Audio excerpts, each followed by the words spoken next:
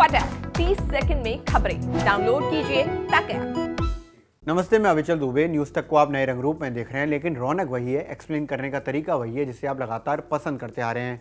दुनिया भर में ओमिक्रॉन की वजह से कोरोना के मामले बेहद तेजी से बढ़ रहे हैं। भारत में भी ये 2.5 लाख के करीब आ चुके हैं और जो तेजी है, रफ्तार है, वो काफ़ी ज़्यादा है।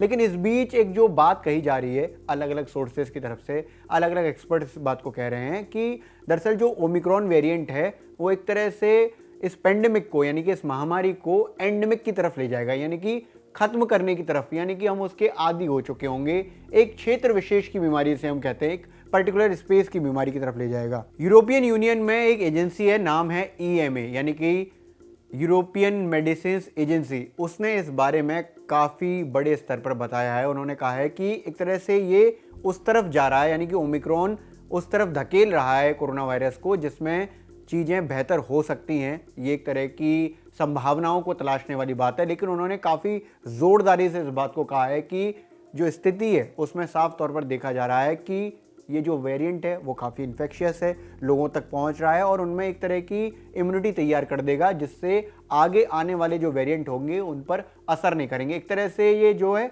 एक ऐसी बीमारी हो जाएगा जो एंडेमिक जिसे हम कहते हैं वो हो जाएगी। इसके साथ साथ EMA यानी कि यूरोपियन मेडिसिन एजेंसी ने जो बातें कही उसमें कुछ चीज़ों पर उन्होंने संदेह जताया है। उन्होंने कहा कि बार बार बूस्टर डोज देना कोई अच्छी स्ट्रेटेजी नहीं है, क्योंकि इससे कोई बड़ा फायदा लॉन्ग टर्म के लिए नहीं होने वाला है। इसलिए ज़रूरी है कि शरीर के अंदर खुद से एक तरह की इम्यूनिटी तैयार हो। इसके अलावा जो यूरोपियन मेडिसिन एजेंसी के स्ट्रेटेजी हेड हैं मार्को कैवलेरी, उन्होंने कहा कि कोई नहीं जानता कि कोरोना कब अपने अंतिम दौर में होगा, लेकिन इस तरह की स्थिति एक वक्त ज़रूर आएगी।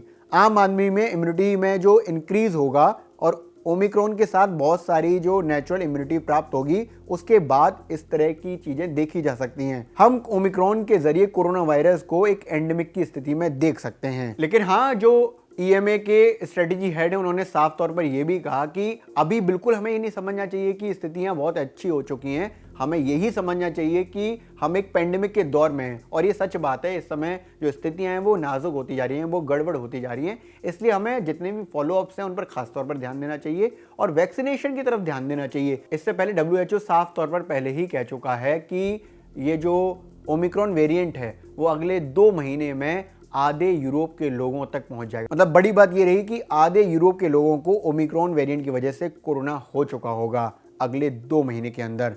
WHO ने यह भी साफ किया कि बार बार बूस्टर डोज देना बिल्कुल भी सही तरीका नहीं है। इसके लिए ज़रूरी है कि हमारा शरीर खुद से रिस्पॉन्स करे, हमारे शरीर के अंदर ही इम्यूनिटी डेवलप हो, जिससे हम आगे आने वाले वेरिएंट को रोक सकें या उनको हरा सकें, उन्हें थाम सकें। EMA के स्ट्रेटेजी हेड ने जो बार बार बूस्टर डोज ना देने के प्रति जो बात कही है उसमें 2-3 इंपॉर्टेंट बातें कही हैं। उन्होंने कहा है कि अगर हम लगातार बूस्टर डोज देते हैं लोगों को तो उनमें थकान जैसी स्थिति हो सकती है। ऐसा होने पर चीज़ें खराब भी हो सकती हैं। ऐसा इसलिए क्योंकि उनको उस चीज़ की आदत पड़ जाएगी। इसके साथ साथ अगर ऐसा हम करते रहेंगे तो हमारे पास एक ऐसी इम्यूनिटी तैयार नहीं हो पाएगी जो नेचुरल हो, खुद के ऑर्गन से तैयार हो रही हो। अगर बूस्टर डोज देना भी है तो लंबे अंतराल, यानी कि एक बड़ा गैप होना चाहिए, तभी बूस्टर डोज दिया जाना चाहिए। बार बार जल्दी जल्दी बूस्टर डोज देने में कोई फायदा नहीं है। यूरोपियन यूनियन की एजेंसी EMA ने जो बात कही है वो लगातार कई सारे एक्सपर्ट्स कह चुके हैं कि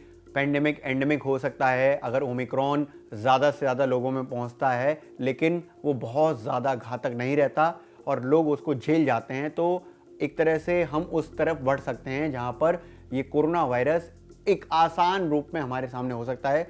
आगे आकर हमें किसी भी वेरिएंट से उतना फ़र्क नहीं पड़ेगा, ये एक ऐसी स्थिति आ सकती है। लेकिन दुनिया भर के साइंटिस्ट, एक्सपर्ट्स, डॉक्टर जो बात कह रहे हैं उसको हमें ज़रूर सुनना चाहिए। उनका मानना ये है कि हमें फुल्ली वैक्सीनेशन की तरफ सबसे ज़्यादा अपना ध्यान रखना चाहिए। इसलिए अगर आपने अभी तक वैक्सीन की कोई भी डोज नहीं ली है तो वैक्सीन की डोज पहली ज़रूर लें। वैक्सीन की पहली डोज ले ली है तो अपना अंतराल पूरा होने के बाद दूसरी डोज ज़रूर लें। और थर्ड वेव के दौरान एक बात बहुत ज़्यादा ध्यान रखें, वो है फॉलोअप्स। मास्क ज़रूर लगाएं, सोशल डिस्टेंसिंग का खास ख्याल रखें और सैनिटाइजिंग करते रहें। वक्त वक्त पर अपने हाथ ज़रूर धुलते रहें, इसको बिल्कुल भी ना भूलें।